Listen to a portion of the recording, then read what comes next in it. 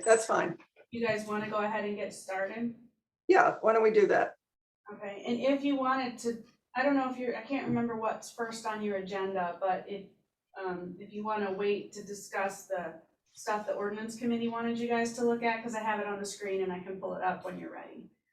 Okay, sure. That's towards the end of the agenda. So, Okay, perfect. Yeah, All right, I'll fine. step out and see if I can help him and I'll be back.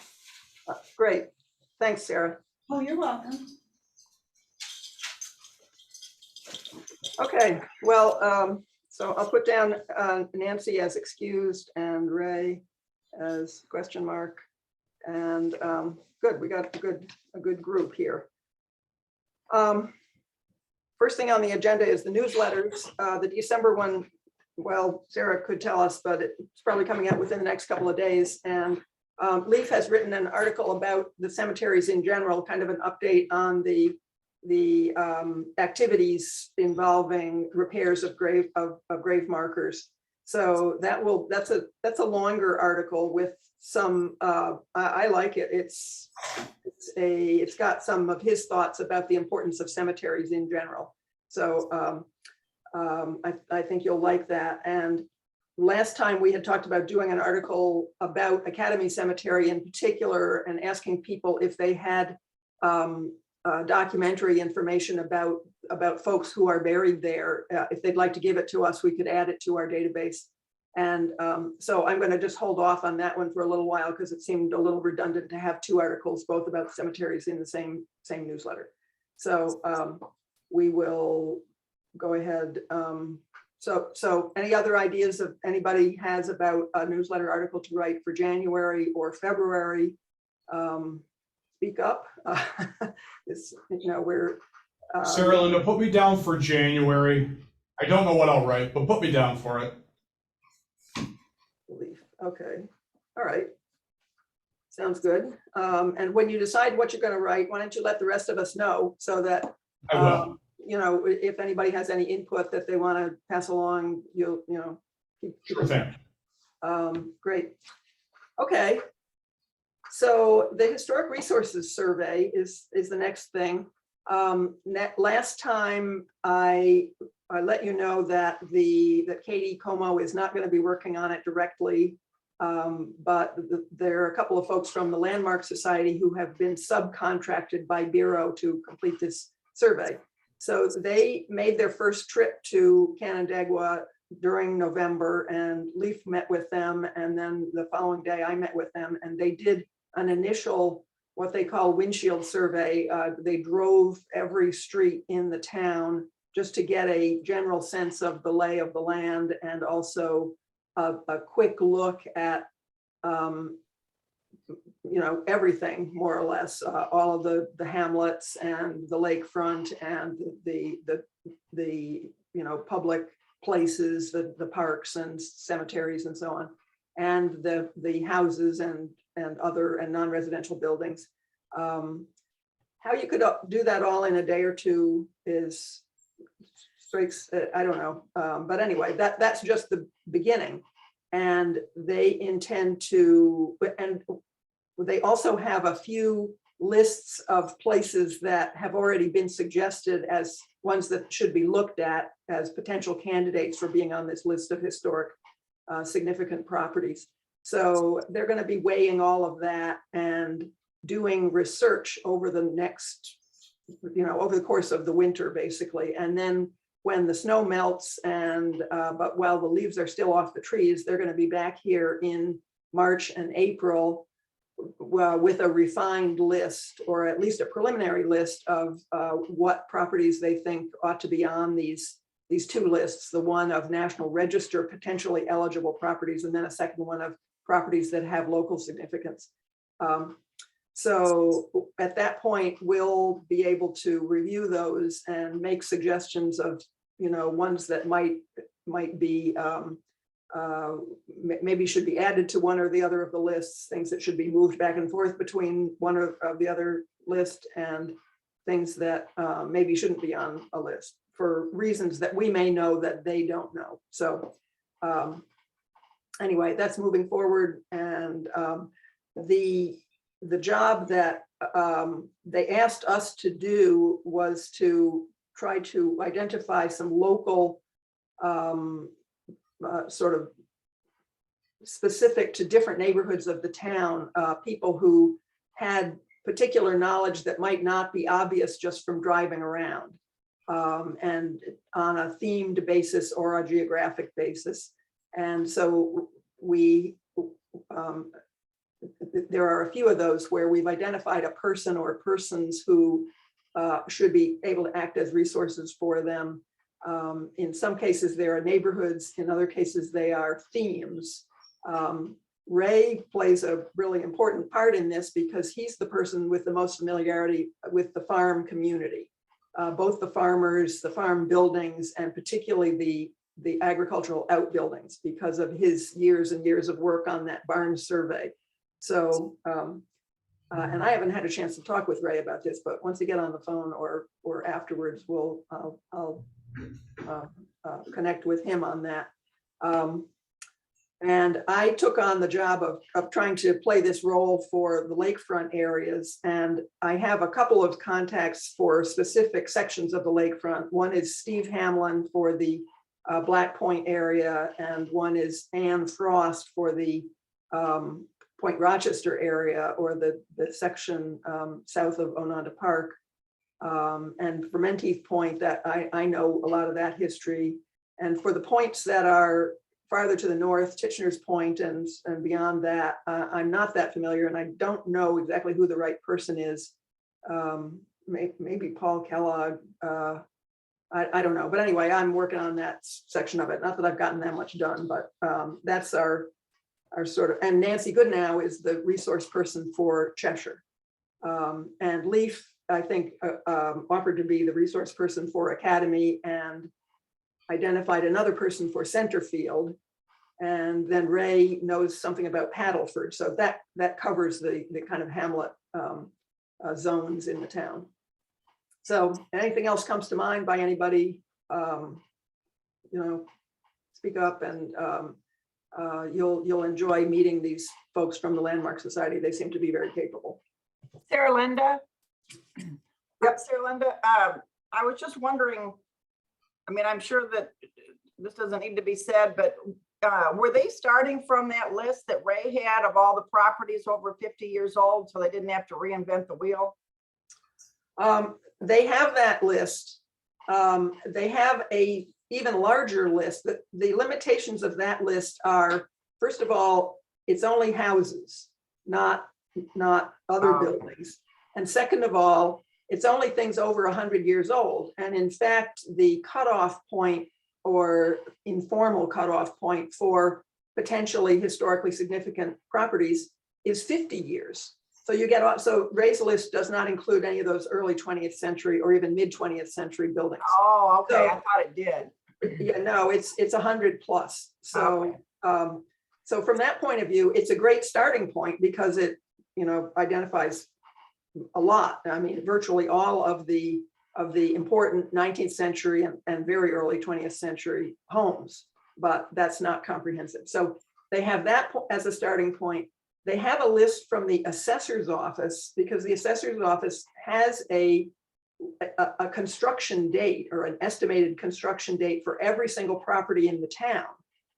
Although it's not a scientifically determined construction date, it's as reported by the owner. So it can be a wild guess or it can be entirely accurate. It's just a big range there. But they do have a list of everything over 50 years old from the assessor's office. So while Ray's list is something like, I can't remember, something like 400 or 500 individual properties, the assessor's list of everything more than 50 years old is probably more like 2,000 property. And then they have a smaller list, which is one that I came up with that's came out of the effort a few years ago to create a map of historic properties as part of one of the comprehensive plan efforts. And that's just a much smaller list. That's only about 50. And it includes the cobblestone houses, the schoolhouses, the cemeteries, and just a handful of other houses that are obviously, significant for, it's just very clear they are either for architecture or for some sort of a connection to a locally important person. So they got a whole bunch of lists to Okay. start with, and way more, that's their job, is to pare down these lists. Okay. So that's the, If I could add something, Sarah Linda, really briefly too, they are going to include, just so everybody's aware, structures other than private structures. So any public buildings, anything, Ananda or our cemeteries will also be included. And I think you already touched on it, Sarah Linda, there are recommendations for any of those structures or sites that they think would be candidates for the historic register. right. And their report will also include recommendations to the town about what other actions could be taken along the lines of preservation of our historic resources. So, and that's, in a way, that's kind of boilerplate. I mean, I've seen some of their reports in the past, which will, it's always kind of similar. They're similar recommendations, but that's something sort of food for thought for the town once this report is in final form.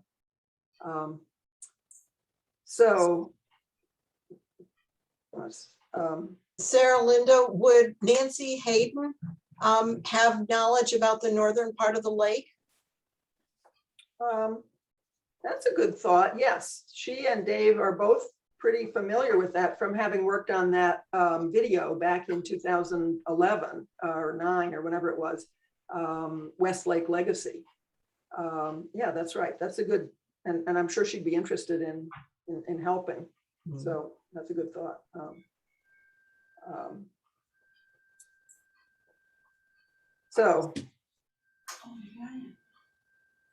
Let's see. Well, why don't we move on to the Academy Cemetery project, and Richard and Donna, you can let us know what you've been up to and what you'd like the rest of us to help with, if anything. You want to take it, Donna? Okay, I'll start and you can fill in whatever. We haven't gotten back to the cemetery because of the weather, but if we have any other mild days, we'll hope to get back and finish up the rows. But meanwhile, what I'm going to do during the winter is go out to the Find a Grave link for the cemetery and just kind of confirm some of the information, especially if we couldn't read it very well, because the last 2 rows that were done, I found some errors on them. So if the stones have pictures on Find a Grave, then I'll be able to update the information so we're sure that it's accurate. Yeah, that's a good point, Donna. One of the folks from the genealogy committee who was with us out at the cemetery on October 20th sent us a link to the Find a Grave section for that cemetery, which I hadn't been aware of before, or I'd been vaguely aware of it, but I hadn't been able to find it. But anyway, she sent a proper link, and that allowed me to then go to the links for all of our other cemeteries, for not all of them, but I don't think Wolverton is in there, but the other ones are. And boy, is that a wonderful resource. I mean, you can go to that cemetery site and then go on through to all of the existing burials that they have recorded. And in most cases, there is a photograph of the stone, at least of the face of the stone, not of the back. And then there, depending on what information they had, there's all kinds of other stuff available through that site, including obituaries, if they had them, and clippings about that person, if there were news clippings. And these are all things that were in the files, I guess, of those, that committee, the OCHS genealogy, and I don't know the official name of it, but those ladies deal with cemeteries county-wide, but they have this regular cycle of going around and walking the cemeteries. I mean, the last time they did Academy was 2013, and I don't know where, and anyway, they're the most knowledgeable group about cemeteries in general, as well as about all the individual cemeteries that we've got in the area. So I'm really hoping that we can join forces with them to the extent possible on a lot of these projects involving cemeteries, because they're really good at what they do. Yeah, I had mentioned last meeting about that link that Arlene Reeves had sent to us. And so, yes, that does have a wealth of information on it. In fact, I'm going to have Rich add a column to the spreadsheet, the Excel spreadsheet, so that I can, when I go to a specific stone, if there's a specific link to that, I'm going to copy that so that we'll have it when we put the Access database together as an easy way for people to get to an exact stone. Yeah. It might be worth even investigating whether the information that is in the Find a Grave database can be downloaded, as one big batch, so that when our database gets created, that can feed right into it, rather than having to enter new information. Because they've obviously got a database that works. And also, I think they have assigned an individual number to every grave. So depending on whether we like their system of assigning numbers and so on, maybe we can piggyback on that rather than having two separate individual numbers for each grave. So those are all things to think over. Makes sense. Yeah. And we'll talk about cemeteries a little more later in the agenda, because there's a more general question about them. But So Rich, do you have anything to add? Nope, you did a great job. That Find a Grave website, is that something that you think the public would be interested in? Should we put it on the history team's webpage or on our history webpage? well, actually, that's one of the things. I wrote a short article about the Academy Cemetery efforts, and I included a link to that website in there. And I'd like to run that article sometime later. So why don't we hold off on that until later, and then we could, it certainly should be noted right now, there's a section in the town historian's webpage that's about cemeteries in general, with a few sentences on each of the individual cemeteries.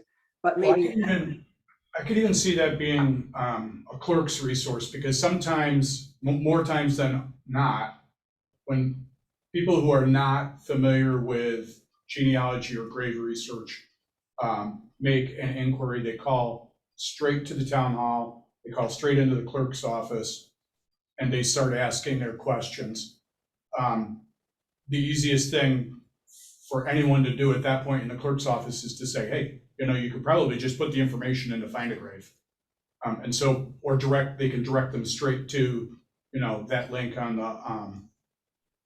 the web. So while it should be on mine, I think to what Sarah's saying, high visibility is better for those people that are making initial inquiries. yeah, And I Sarah, agree. that piece that you're talking about, the article, is that what you and I were emailing about, maybe putting it in January? Yes. Okay, yeah, that'd be good, and I can make sure that there is a link in place on the website before the article goes out. I Well, think I already know how to get to it, but if you want to email me a specific one, I can do that. okay. Well, the specific one was in your article, right, Sarah Linda? The specific one for Academy, For anyway, Academy was in your article. in the article, yeah. But that's only for Academy, and Right. for if we wanted to do something general that applied to all of the cemeteries, I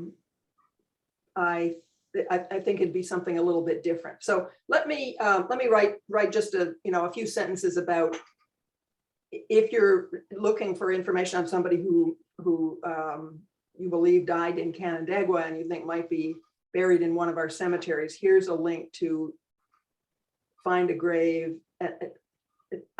My own research indicated that if you just go in with a name, it doesn't necessarily work. You need a name and a place. You need a name and a place. And if you put in the place and ask for all cemeteries, then you come up with a list of all the Canandaigua cemeteries. So I think that would be but Actually, I saw, which cemetery it is, then you would need to go to I don't know. I mean, I'll have to look at this a little bit more before we start advising the public about what's the best way to do it, because I'm not sure what the best way to do it is. Or maybe we should just ask Arlene Reeves. Well, so no, go ahead, Donna. I'm sorry, I did, when I was looking around, and I'd have to go back and see how I found this, I did find a map where it had all sorts of cemeteries in a whole big area, and you could just click on it and it would tell what cemetery it was. And then I think if you clicked further, it went to that cemetery, but I'd have to go back and look at that again, figure out how I got there. Right. So I had to do extensive noodling when I was doing the Civil War article. Because all the information I wanted to learn was not necessarily in Academy. Academy Cemetery was sort of where my searches began, or what sparked them. So looking at it like a neophyte, the best thing we can do, because the experienced people aren't going to call us, they kind of they can help themselves. They go off and they know, all of you, you would just know kind of where to go and how to follow those threads. But I think the people who are, looking for great Aunt Tilly, and they've never done this sort of work before, is sort of what we should aim at. And I think it's the appropriate piece for the town hall to help with. So I think the Find a Grave link and off the town's website is probably the most beneficial to the general public who has never done a grave search or initiated any kind of genealogical research. So, without not wanting to nuke it, I think that's probably where we need to direct them. What all of us would use would be probably somewhat more complex. Just my thoughts. Well, what you're talking about would help a person who has an idea that there's an individual they're interested in who died in Canandaigua, but they don't know which cemetery. Correct. That they know Aunt Tilly died and was buried somewhere in Canandaigua, but we haven't seen the grave, and we're looking for the information, and nobody's left extant who can help me. I know she's in Canandaigua. Once in a while I get those requests, but more often than not, I think they go to Jean, or one of her deputies. And do they send them to you, or what do they do? If I'm in, they will. I would not be the least bit surprised to find out that Rebecca and Lisa are very adept at directing people already to Find a Grave, because they've handled this kind of stuff so much in the past. But We can check in with them and see how many calls they get like that and what they typically. it's an easy thing to just stick up on the resources on the town resource. Yeah, okay, great. We will follow up on that. He is talking, but we're not hearing him. Sarah, any luck with Ray? Yes, he's here. Ray, you're muted. Oh, there he is. Hi, Ray. Well, we can't hear you, Ray. Can you? Bottom left corner of the screen. Hi. There you go. We should be able to hear you now. Hi, Ray. Good I'm morning, Barb. Ray. Ray! Hi there. I've been listening to, oh, there I go. Listening for the past 10 minutes. Oh, And- okay, good. The best way to look at the is not Find a Grave. It's right at the town history. You must have it. Leave. You have access to it in my files, or your files now. Back in the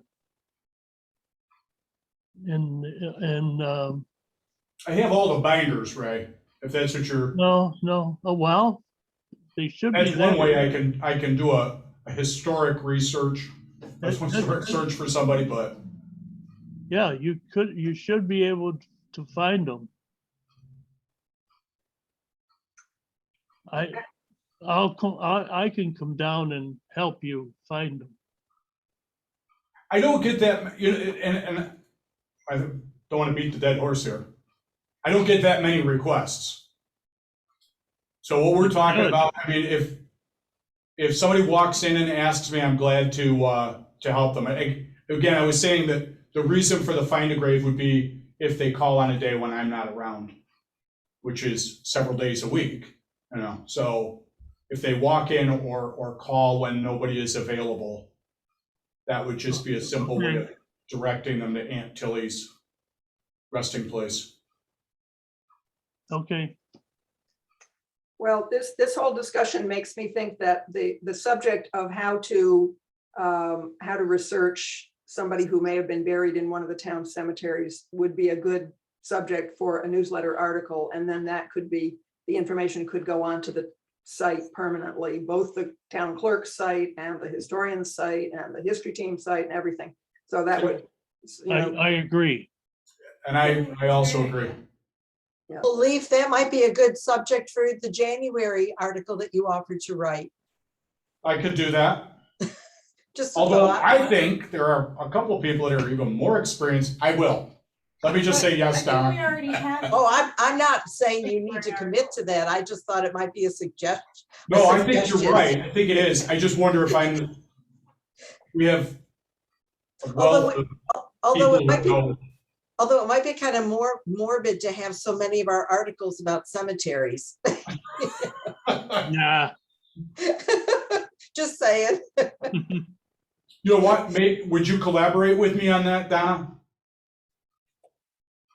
I don't know what I could do, but I will. Sure. I will write it and shoot it to you, and then we'll let then you can kind of edit it or ask me questions. But Sarah, Okay. Sarah Linda, didn't you say you already had one for January? Would that go away? no, what I have, it only relates to Academy Cemetery and the project that we're working on. It's not a wider thing. And it's very short anyway. I mean, you know, it's nothing. Yeah, those two kind of could go together. Mhm. I mean, not like one article, but like, you know, just put them together with the. Or just some of the what I've got, it could be combined, because it's really just a sort of a request for, it's to let people know we're working on Academy Cemetery long-term anyway. Don't expect anything right away, but you know, a map, a brochure, and a database eventually, hopefully, will come out of it. And maybe we even will do this with other cemeteries, although that's a big maybe because it's even farther off. So I know for a fact that we also have Hun Cemetery, full-blown data, everything. So I think if we did, and this is the horse is really dead now, but it might be interesting if we did that article to also include the Pine Bank Association, so their contact information is there, and also to include contact information for OCHS and for the city cemeteries, because out-of-towners often don't understand that when they call the town hall, they're getting the town hall and not the city hall. So we might just say, Get hey. residents who do that. It's not necessarily just. Okay, thank you. So maybe we just include a wealth of information on, you know, on that, in that article, and we can leave it up and people can access it. If that's good with all of you. all right, sounds like we got a good subject for January, and Leaf is going to take charge with consultation with the rest of the group. So great, thank you. And if it has to spill over to February, that's okay too. All right, let's move on to the maps. We're making good progress on getting maps up in that space outside of the room where Leaf and Sarah are. And Richard, you want to? Okay, maps are, the actual maps are finished. We have to have them printed yet. Sarah Linda gave me the copy for the little plackets that are going to go alongside it, which I'll lay out today or tomorrow. And then it's off to the printers. Can I ask a housekeeping question on that? Sure. I can't hear you. I just, I need, it's the end of the year, and just talking about billing for that kind of stuff. If if you anticipate that potentially we would not have an invoice before the 31st, then I would need to know that so that we could encumber funds. Sarah, can't speak for Richard, but assuming that we can get this to the printers within another week or so, I would expect it can be invoiced this year. And we would know and be able to let you know if for some reason there's a backup and it can't be done that quickly. Okay, but and like and this goes with that email I sent you, Sarah and Linda. We need an actual estimate that's not just an email, because if you want to use your money from this year's budget and it potentially could run into next year, that's fine, we can do that, but I have to put in a purchase order for that, and I have to have an estimate or an invoice, because if I don't, then it makes it really hard to carry the money over. Well, didn't I send you You sent me an email that just kind of had some prices, and I mean, if that's all we've got, I can use it, but usually any company will give you a printed estimate or like a draft invoice that I could include as an attachment. The company did give me a detailed estimate identifying exactly what it was and exactly what the price was, and I forwarded that to you. Okay, I just was expecting like a PDF or something, not just written in an email, but I can use that. I think that'll work. Richard, do you have anything that you could give me like that for the maps? Nothing, no, because I haven't been involved in the discussions with the printer. Okay, okay, those are, all right, sorry, I guess I was thinking back to when you did these, and I was thinking it was coming from you, sorry. No, this is for a source up in Victor. Okay, is that the same company that's doing the other stuff, Sarah Linda? There was a single estimate that was for both projects. I mean, it had separate prices, but I asked that I mean, I can print it out and give it to you on a piece of paper if that's. Oh, that's okay, I'll use those. Okay, I mean, I believe they were firm prices. They were not a range or anything. So I'm expecting that we will be able to do the maps project this year, and that the other one will need to be held over until next year. I can't imagine that we're going to finish the Ononda Park one by the end of December, but hopefully we'll be, close enough so that it could happen within the first quarter of 2022. Okay, so I'll do the purchase order for the Ononda ones, and that way you don't lose your 2021 budget. Okay. That way it's in the system and it'll carry over, and there's a note in there that this is ordered in 2021 but not completed yet. That way you'll still have it. I was really worried you guys would lose something, because sometimes things take longer. I can maybe do it for the maps just in case, if there's any worry that it could take longer. Sure. It's not, it's not a big task. Because we don't know what their time frame is. I didn't talk to them about that. So yes, good idea. Okay, I'll do for both then. Okay, so if all goes well, by the next meeting, those maps will be up. Now that assumes that the town, Sarah, I haven't talked with you about who's actually going to mount these, but I was figuring the staff, there's somebody in the town who's responsible for little projects like that in town hall that could do it. Yeah, we have our park staff. We have some year-round full-time park staff that tend to do things indoors in the winter, so I'm sure they'd be happy to put them up for us. Okay, great. And then that's another newsletter article subject. We could have a picture of them up in place in the corridor there and say, now, if you want to come and while you're in town hall anyway, look and see what happened to your street over the course of the last 175 years. Here's where you do it. Okay, great. Well, the other thing we've touched on is the kiosk panels at Ononda Park.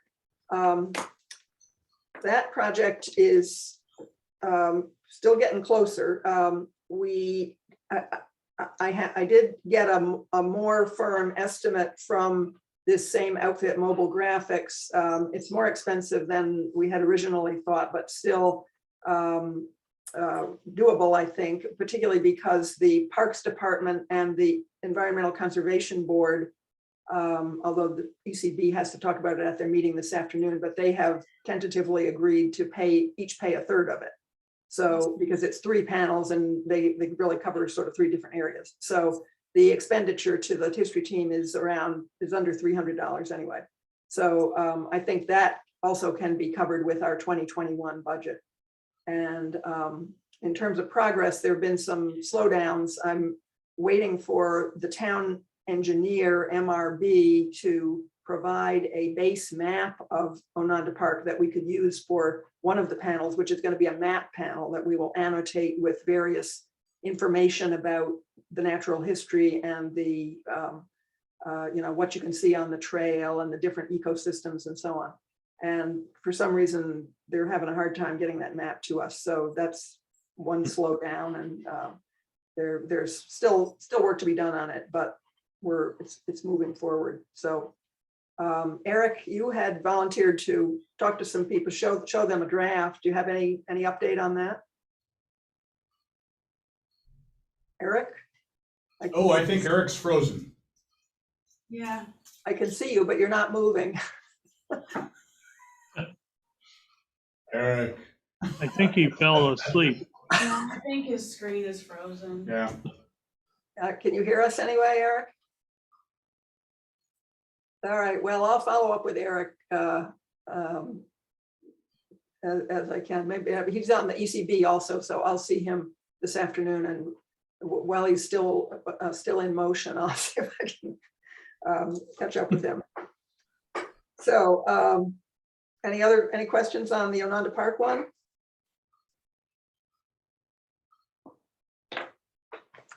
All right, good. Then the last thing on the agenda is a inquiry, or it's back to the subject of cemeteries.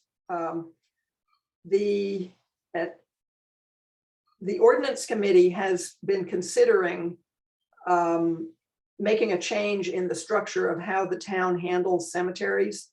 And this may have come in part out of the discussion that we had about maintenance of the cemeteries.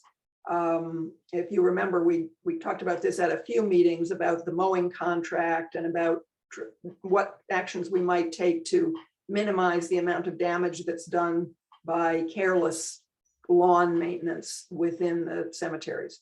So the town, I'm not sure what the status is right now of the request for proposals that the town is making for mowing services for next year, but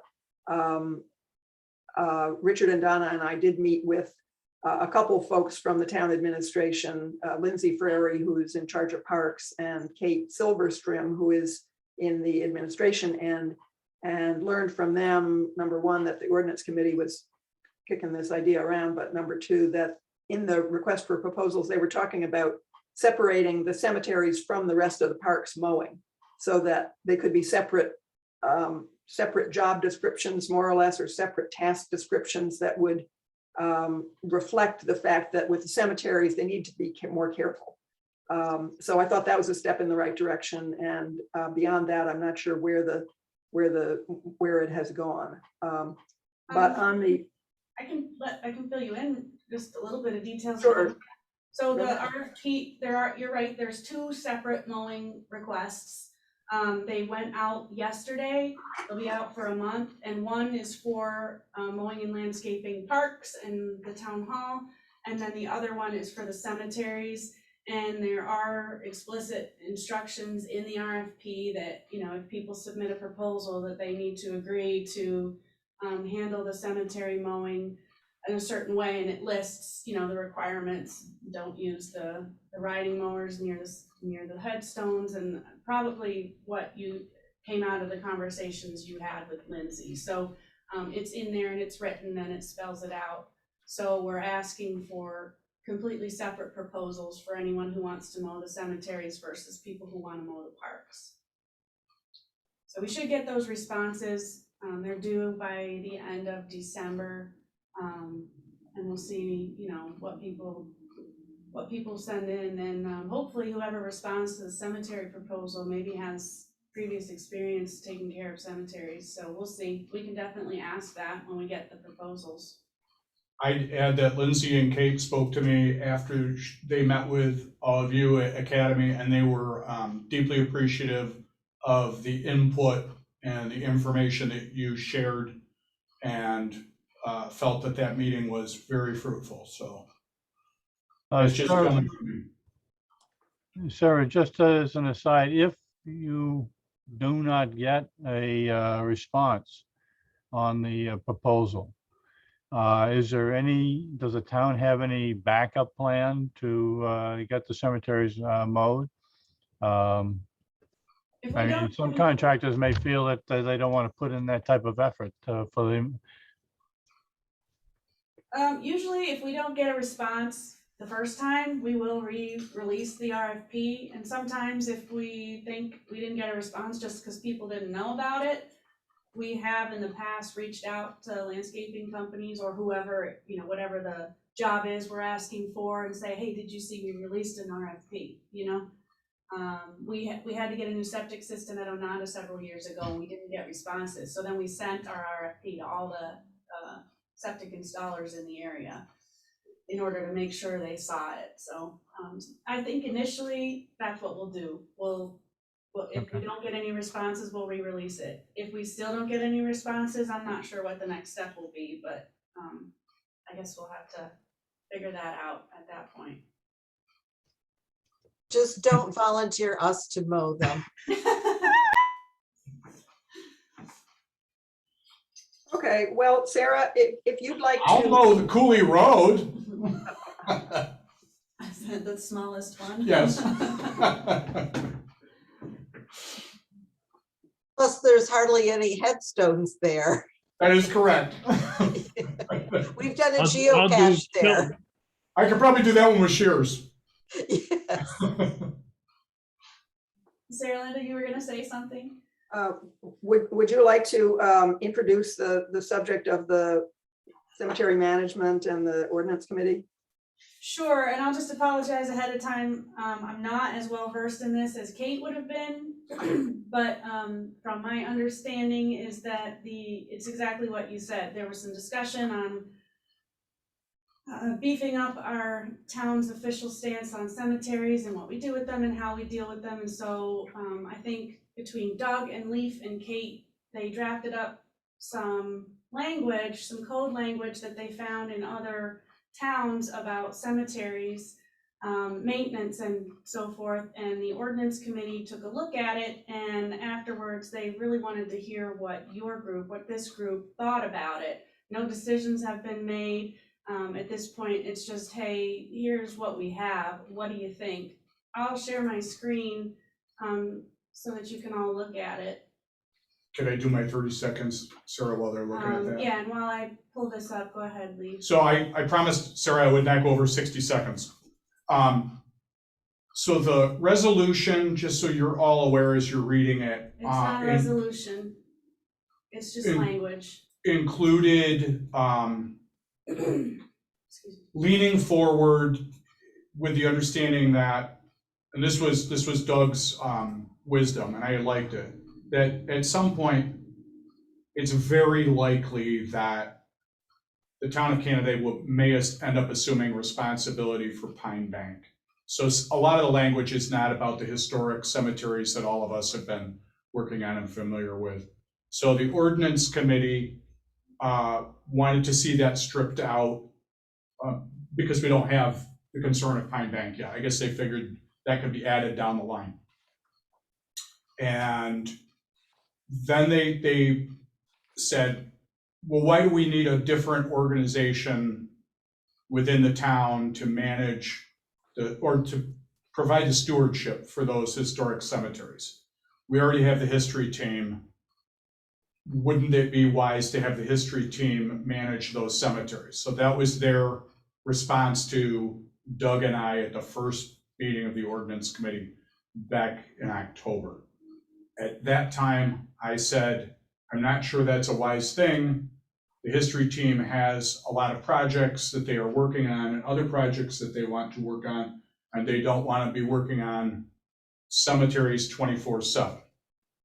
And I said, I think if you created that structure to provide stewardship, some of the history team may be interested in serving in that capacity, but that it was unlikely that y'all would want to be the cemetery people. So that's just where we're at, and I'm done. And if I'm wrong, and you guys want to undertake that cemetery stewardship, then I Well, would support that. There's one more cemetery that we haven't mentioned, and that's Sand Hill Road. I haven't mentioned it, Ray, but because Lake Academy, it's historic, but it's in reasonably decent shape. It doesn't mean that it doesn't need preservation and won't need preservation. Well, Sand Hill Road has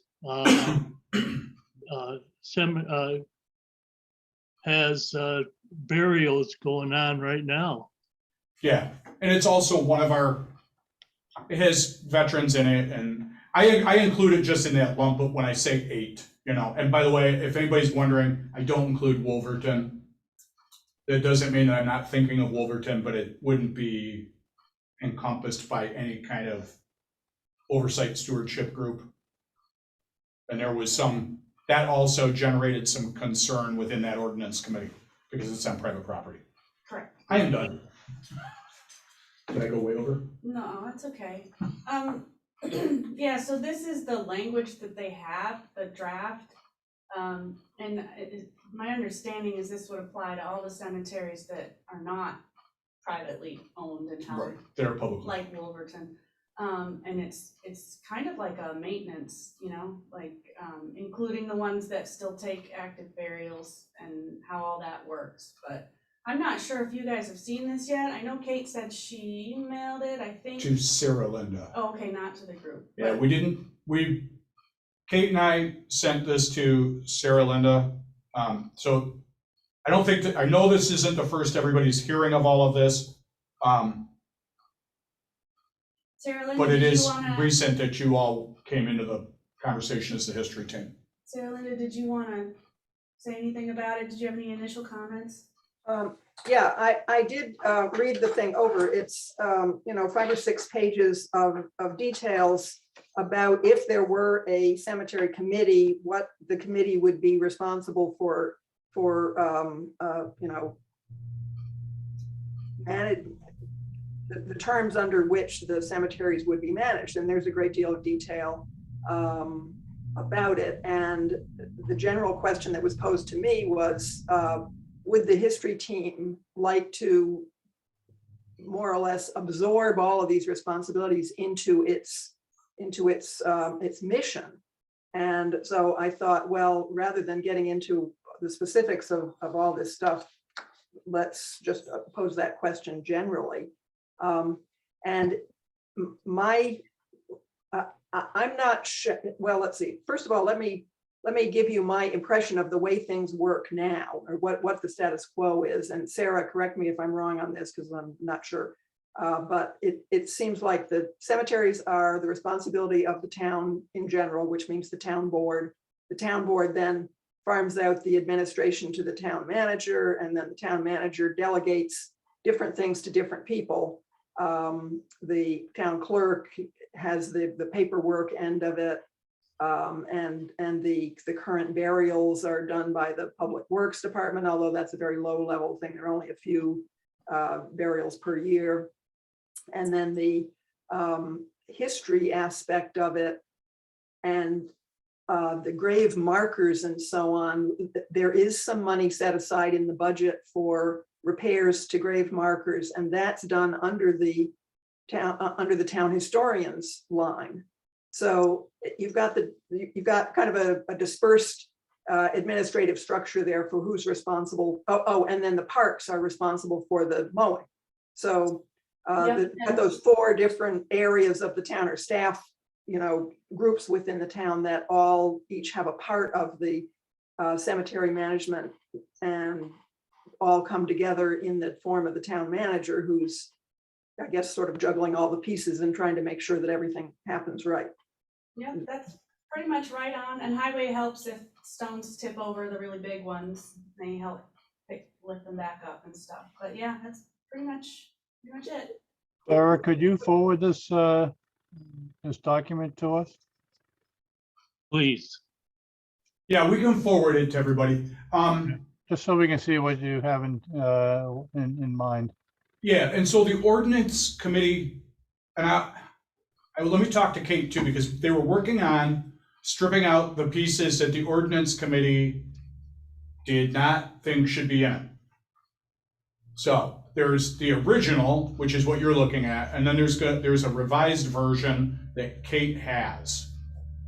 I'll tell you what, we'll send you this first, and then Kate can follow up and send you the revised.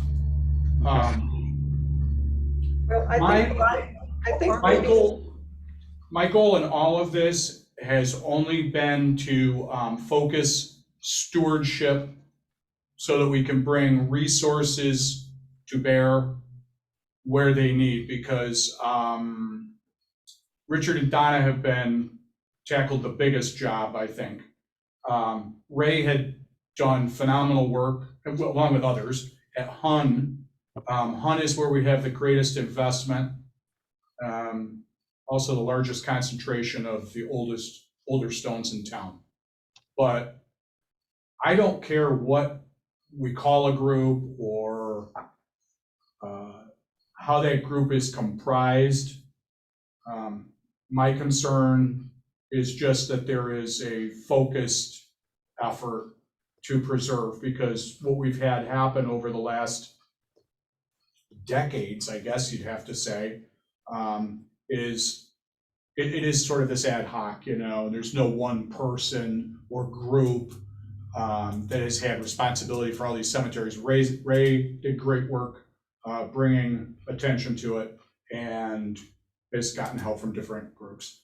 And what Richard and Donna have done is great, but we need to look 20 years down the road, 15 years down the road, and say, so who's going to do it then, and how does that happen? How do we get from here to there without undue damage to the cemeteries? I guess that's pretty much where I was at with all of it. And as I said, I did report, I think back in June, I gave an inventory to the town board during town board meeting. And I also reported to all of you during one of our history team meetings, so that just as background, my wife and I did a walking inventory, a triage of 3 of the cemeteries, 3 of the older cemeteries. And I, of course, walked all of them variously with Ray and Jared when we were putting up flags, and that sort of kicked off some of this. And I know you all know this, but we have, these cemeteries are not equal.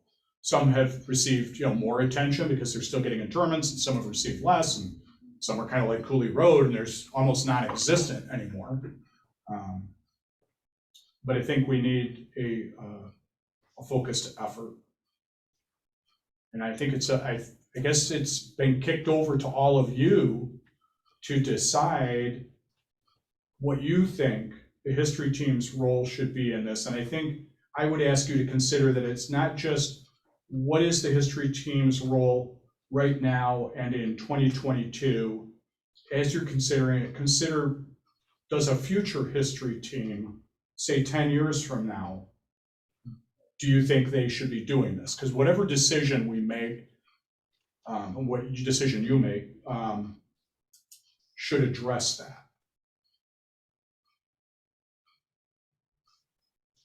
Sarah Linda, I know you were mentioning the basic structure we have now, but did you have any other comments about it so far, having read it? Yes, I'd like to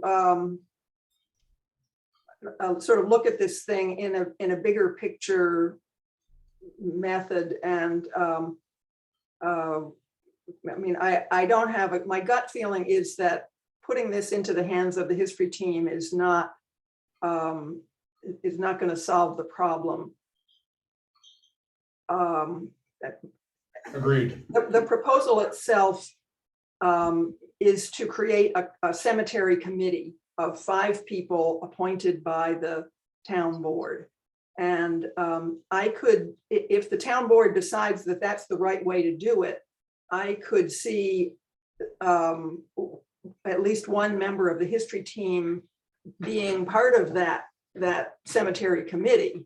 And that person would in turn report back to the history team on what's going on in the cemeteries and what the cemetery committee, how the cemetery committee might like to make use of, you know, whatever the history team was willing and able to contribute. But I think this is a lot more responsibility than it's really appropriate to put on the history team, which is entirely a group of volunteers and unaccountable. And I think that the responsibility for the cemetery should be with somebody who's accountable. You know, ideally somebody who's paid, because that's the best way of being accountable. That way, if you're not doing a good job, you can be fired. But I think this is a little bit bigger job than I think the history team would want to do. But that's my personal opinion. The other thing about it is, as we're looking at this draft language, most of which I think is, you know, sort of way premature. The other part of it that I think is very relevant is how much money is being spent on the cemeteries, and where is it spent. So together, if you're going to send this out to the team, could we also have a summary of the budget lines that go towards the cemeteries, ideally over a few years, so we can get a sense of how much money is being spent and what's it being spent on? Because my impression now is that there's, you know, something in the range of $10,000 to $20,000 being spent every year on mowing. And then there's something in the range of maybe $5,000 to $10,000 that's being spent on other projects. And a lot of that is going towards grave marker repairs done by Peter Ellison, who's a mason that is, by all accounts, very capable and doing wonderful work. But what sort of strikes everybody who goes into the cemeteries is that the amount of effort and money going into repair is not on a par with the you know, ongoing deterioration. So if we want to really keep the cemetery stones in good shape and straighten up the ones that are falling, or you know, straighten the bases and replace stones that are completely deteriorated and all those things, it's going to require a bigger budget. Can I hop in here, Sarah, and I want to throw a couple things that I will ask for you to be, all of you to be sent a copy of the 2022 budget that was created and approved for a cemetery group. I'm not going to call it a committee because we don't know what it will be now. But if there is a structure created, there is a budget in place for that structure to get started. I'll also send you a copy of, and I'm waiting to receive this, of Peter's work in 2021, which was over at the Hun Cemetery. Because after that walkthrough triage was determined, that was where we could do the most good work. So that will also give you an idea of expense for Hun, and you can extrapolate from that. I guess you're all smarter than me. You can extrapolate pretty quick how that would apply to the other cemeteries. But that'll give you some answers to that. Yeah, that would be very helpful. Thank you. Right now, but it'd be nice to know how this compares with other years. If 2021 has been an outlier year, if we spent more, we spent less.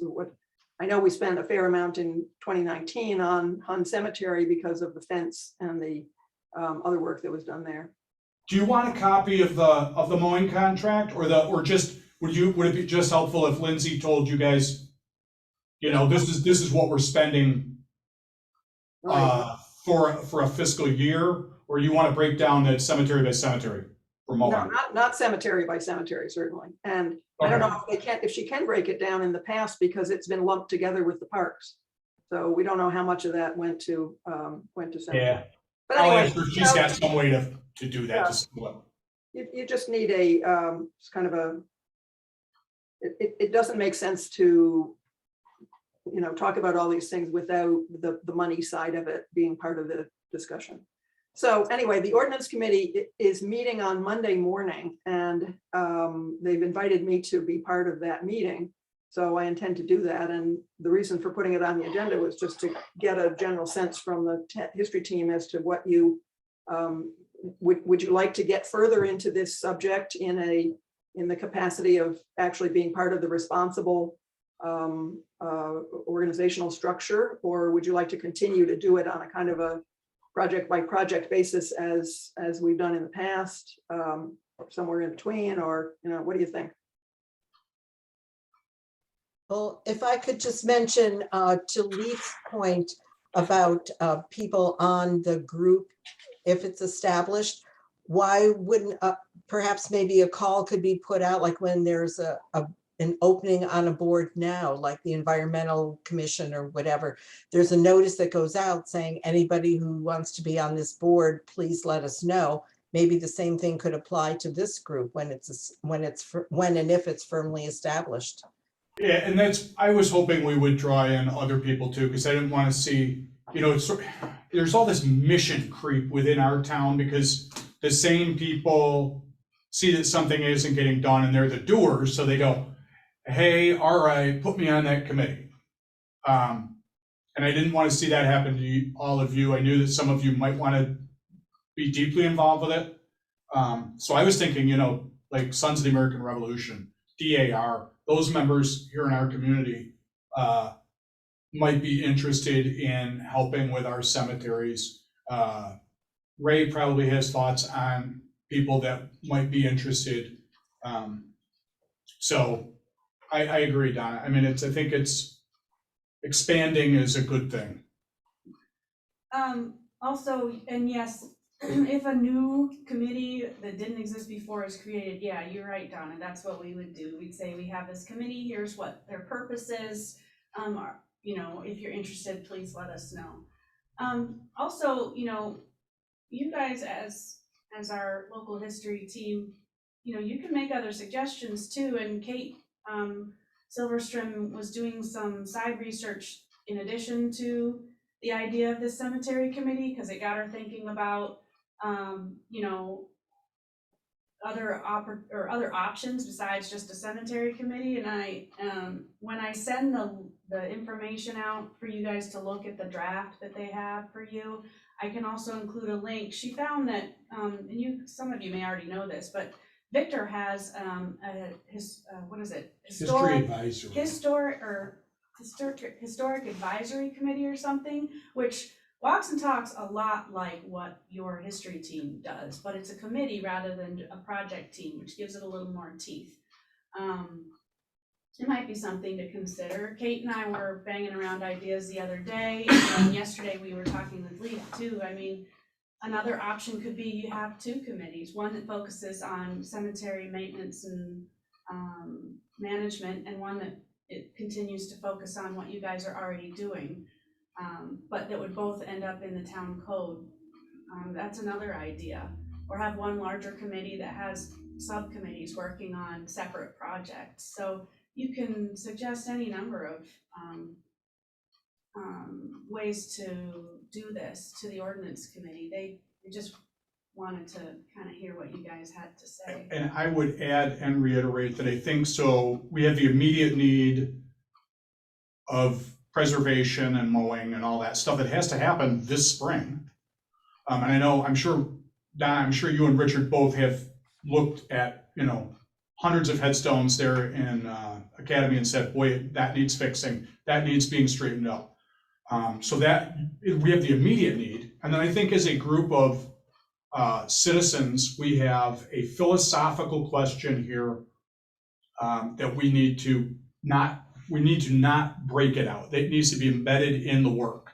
And that is to ensure that we put in place within the town code structure that requires the future to do the same thing that the present is currently worried about.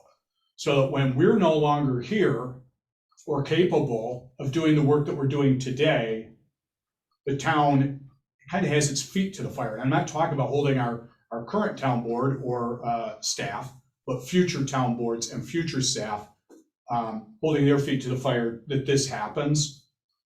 And so that we don't end up back here in, 25 years saying the same thing. So I think that's something we just absolutely have to consider as we think about what are the potential answers, the long-term and the immediate. I'd like to get a better sense of what other communities do along these lines, because I know that towns all around New York State, probably all over the country, are gradually assuming responsibility for what used to be private cemeteries. And this is an ongoing thing. And the town of Canandaigua might all of a sudden have its number of burials or, graves doubled if we have to take over Pine Bank, because that single cemetery has probably got as many burials as all the rest of them put together, or More.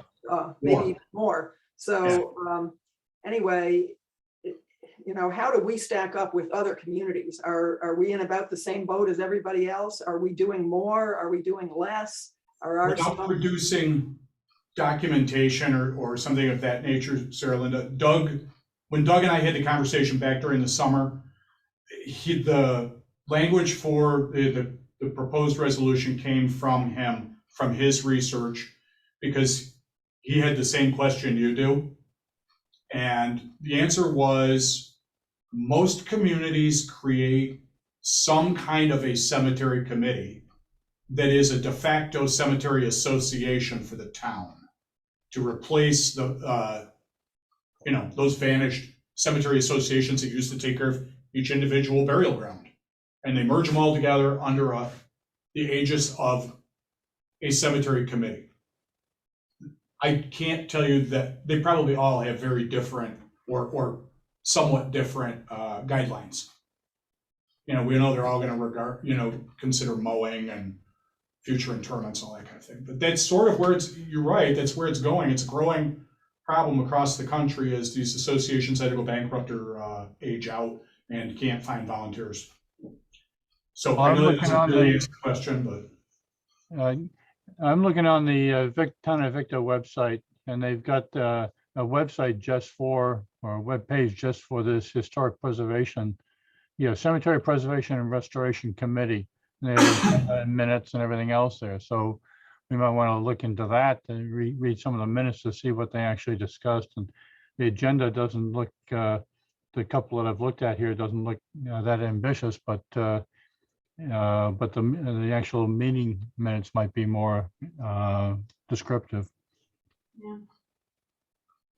Well, Yeah, Richard they and have Don, that in addition to that other one, the Historic Advisory Committee, so they keep theirs separate. Just one quick thought too is that when we all started talking about this, my only concern was that you guys do such good work. You do the job we asked you to do. Tell a story to the public, find out what our stories are and tell the public, which was our original goals from the previous comprehensive plan, goal 5 and 6, which is what you guys were founded on. And while I think, we do need to figure out what to do about the cemeteries, I'd hate to see any of that get lost. So whatever does happen, we just have to make sure that the work you guys do can continue and not get buried. Sorry for the pun. your opinions are highly valued. Cemeteries. We don't want to see anybody get beat up with more work than they want to do.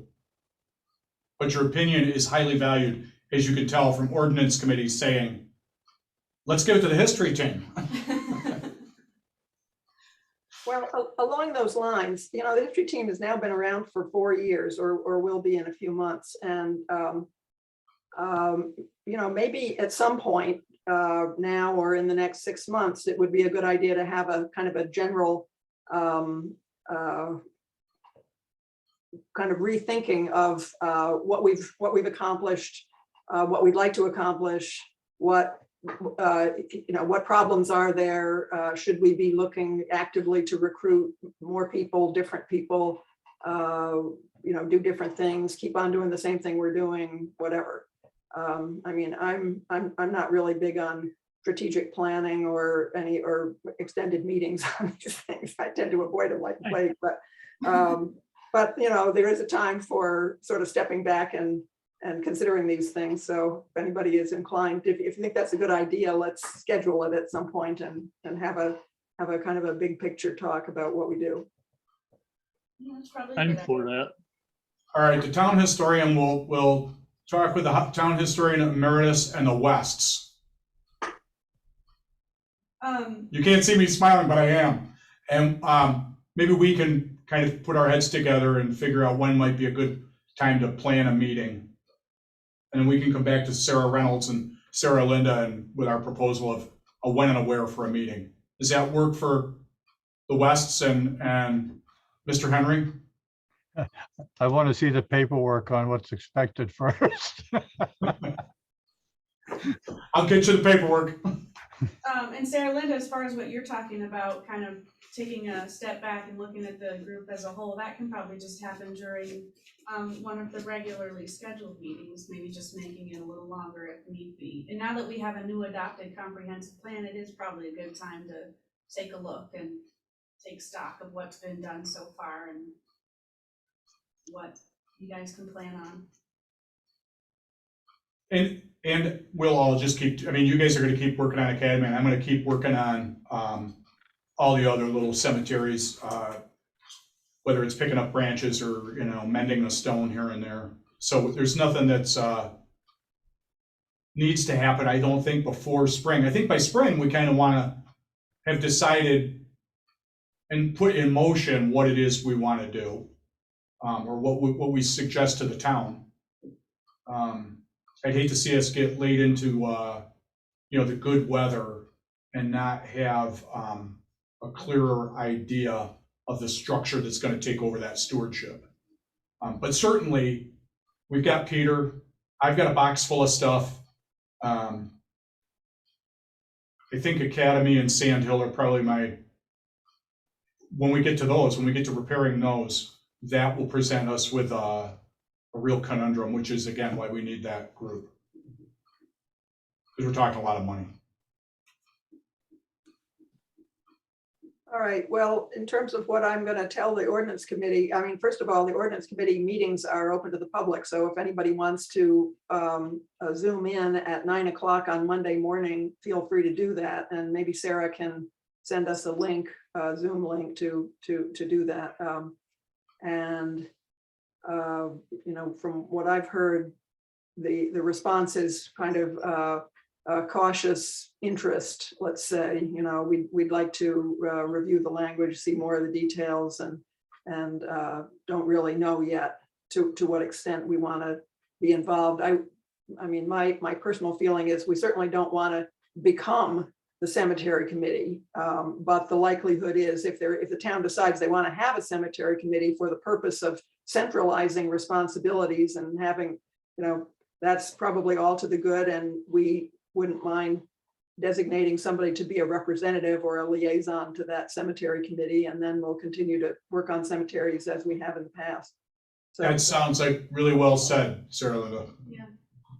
That's what they need to hear. And yes, so I know my marching orders are that I'm gonna get an email out to this group hopefully today, with kind of a laundry list of information for you guys. I'll include the link to Monday's ordinance committee for you in the same email.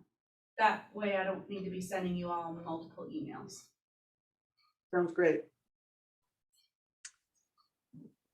Okay, well, any new business? Hey, Sarah Linda. Where do we, oh, sorry. Eric, now that you're live again, What's that? we had a brief discussion of the Ononda Park kiosk, and I was hoping you could participate, but your screen seemed to be frozen. So Yeah, my whole machine froze. Actually, my cardboard cut out, Eric, just fell over, and I had to reboot and everything. Anyway, yes, I've spoken with Mara Sullivan, one of the professors at FLCC, and she's more than willing to help us in the spring.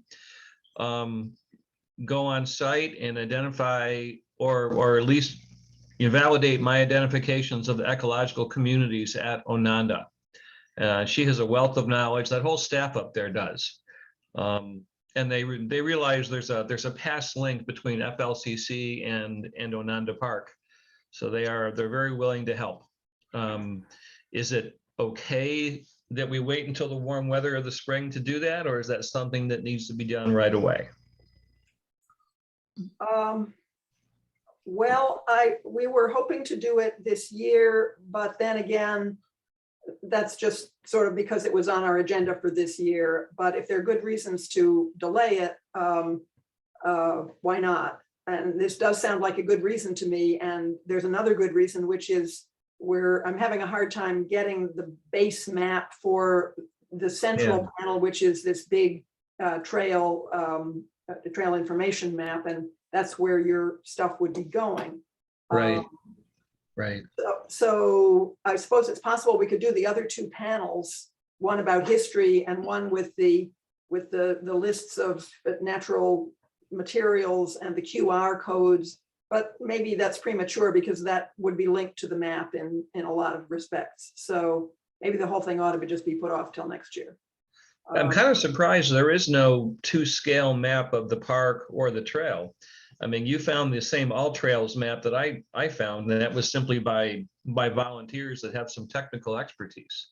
There is a map. The problem is that it's an AutoCAD map, and Dave Hayden, who is the person who agreed to do our graphic design, wants a base map in Photoshop.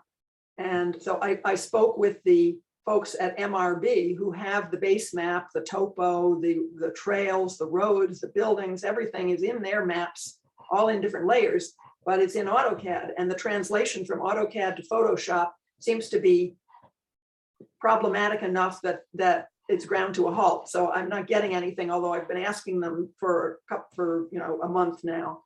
Sarah So- Linda, if you can get that map, I've got a couple of CAD programs. I could try exporting it out to Photoshop. I could try converting it to Photoshop.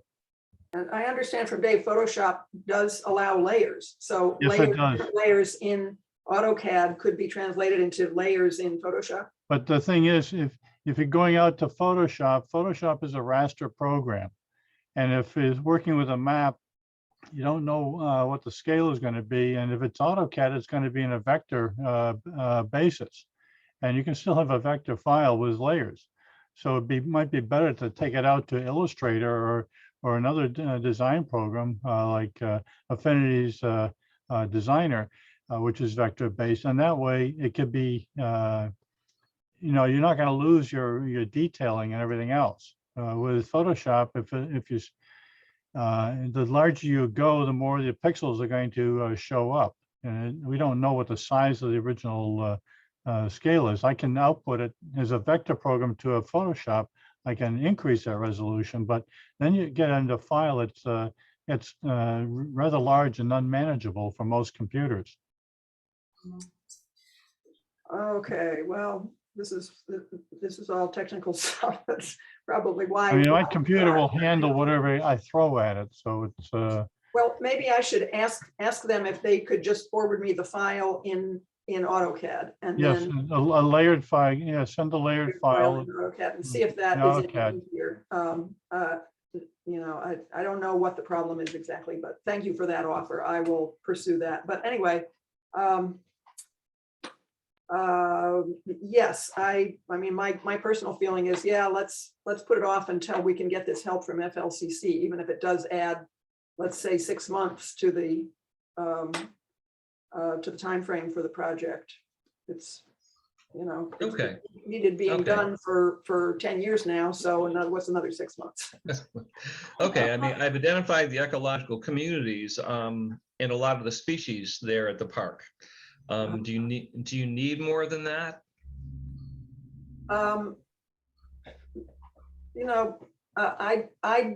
I'd love to see what you've done already. Yeah, I'll send it to you.